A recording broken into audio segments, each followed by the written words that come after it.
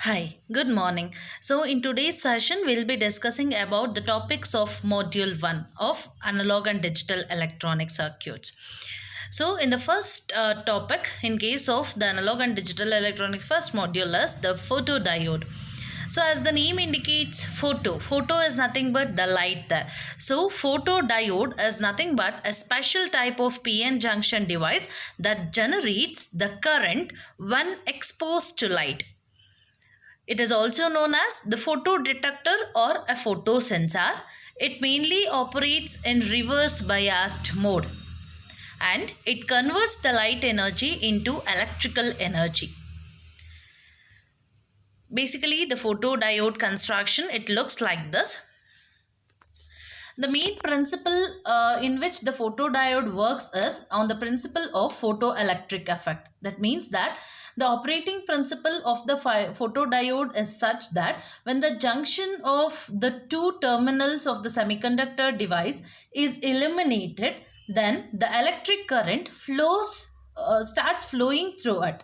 So the only minority current flows through the device when the certain reverse potential is applied to it, and that is called as that is why we say that the photodiode works in the reverse biased condition. So basically, when we look through the construction of the photodiode, basically the PN junction of the device is placed inside the glass material. Fine. This is done in order to allow the light energy to pass through it. As only the junction is exposed to radiation, the other portion of the glass material is painted black or is metallized there. The overall unit is of a very small dimension, nearly about 2.5 millimeter. It is noteworthy that the current flowing through the device is in microampere and is measured through the ammeter there. So you can see that you have both P and N layer, and you have the depletion layer, and you have the connections, that is anode and cathode there. Yes, basically how this photodiode works. In the photodiode, you can just see here, fine. In the photodiode, a very small reverse current flows through the device that is termed as the dark current. So it is called as dark current because this current is totally the result of the flow of minority carriers and is thus flows when the device is not exposed to the radiation there. The electrons present in the p side and the holes present in the n side are the minority carriers. When a certain reverse biased voltage is applied, then the minority carrier, that is holes from n side, experiences a repulsive force from the positive potential of the battery. Similarly, the electrons present in the p side, which is the minority charge carriers, experiences the repulsion from the negative potential of the battery. Due to this movement, electrons and holes recombine at the junction, resultantly generating the depletion region at that junction. Due to this movement, a very small reverse current flows through the device known as the dark current. The combination of electron and hole at the junction generates a neutral atom at the depletion. So due to which any further flow of current is restricted inside the circuit.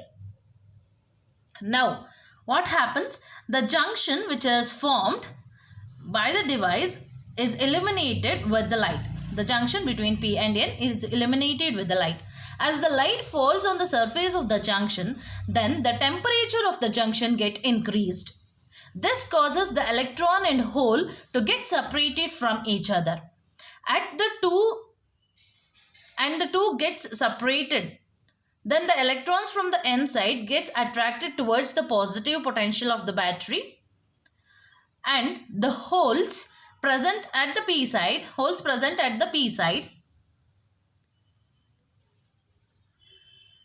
get attracted to the negative potential of the battery. This movement then generates high reverse current through the device there. With a rise in light intensity, more charge carriers are generated and flow through the device, thereby producing a large electric current through the device there. So this current is then used to drive other circuits of the system. So we can say the intensity of light energy is directly proportional to the current through the device. Only the positive biased potential can put the device in no current condition in case of the photodiode. And at the right side you can see the characteristics of the photodiode here.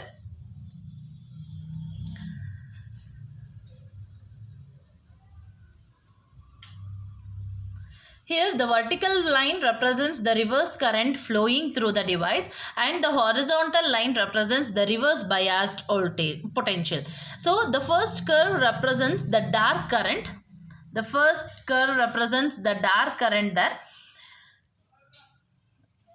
that generates due to the minority charge carriers in the absence of light. As we can see in the above figure that all the curves shows almost equal spacing in between them. This is so because the current proportionally increases with the luminous flux.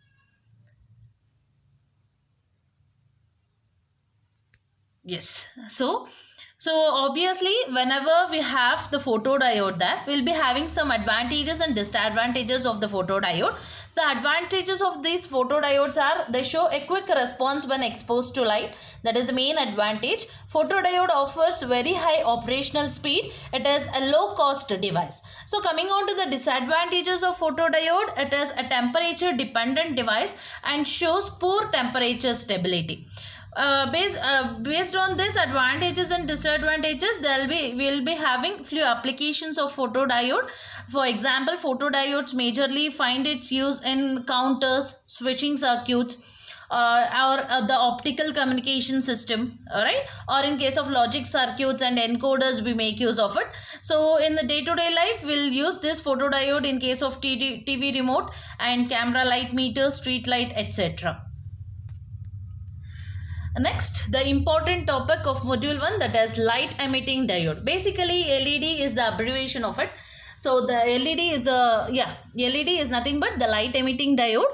It's basically a PN junction diode which emits the light when an electric current passes through it in the forward condition. So here the PN junction emits the light when the electrical energy is applied to it.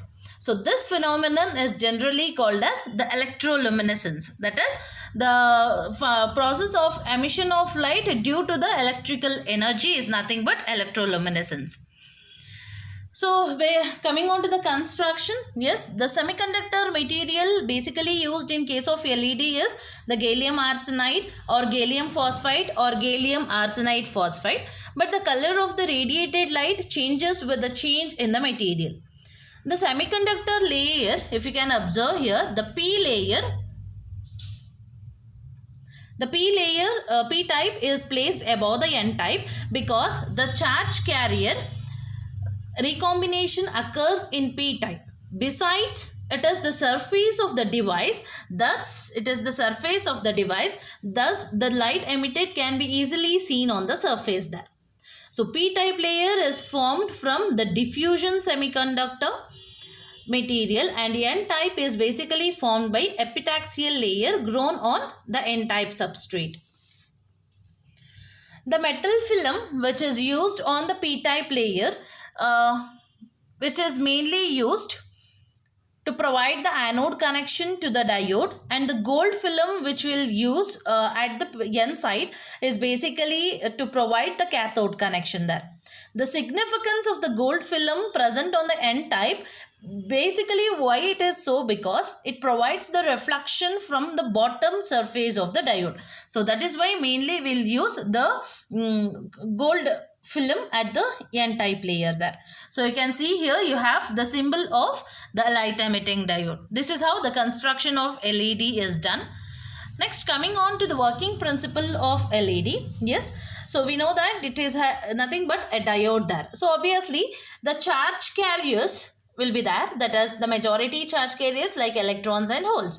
So this also works like a diode itself, right? So the charge carriers recombine in a forward biased p-n junction as electrons crosses from n region and recombine the holes existing in the p region. As we said, in case of construction of LED, the p layer is formed above the n layer. Fine.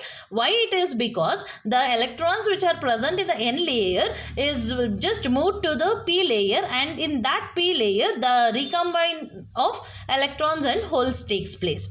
Fine. Next, the free electrons are in the conduction band of energy. Fine. You can see here the free electrons are in the conduction band of energy, and the free electrons are in the conduction band of energy level, while the holes are in the valence energy band. Thus, the energy level of holes is less than the energy level of electrons. If you just observe here, the yellow color represents the electrons, free electrons, which is in a conductive band, and the one which is having no color, that is indicated as holes, and it is present in the valence band. Obviously, if you can see the construction itself, you can say that the energy level between the conduction and the valence band is separate. Fine.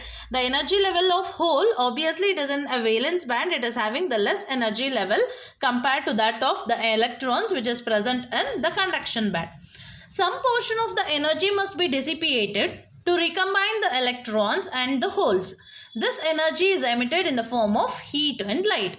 That's what it happens in case of LED. The electrons which is present in the conductive band moves towards the valence band in order to recombine with it, because opposite poles attract each other. So during the transformation from conduction band to the valence band, as we know, there is a lot of energy in case of conduction band compared to valence band. The electrons while coming from conduction band to valence band, it will just decrease its energy by releasing the energy in the form of light or heat. So that is why we say that it is a light emitting diode.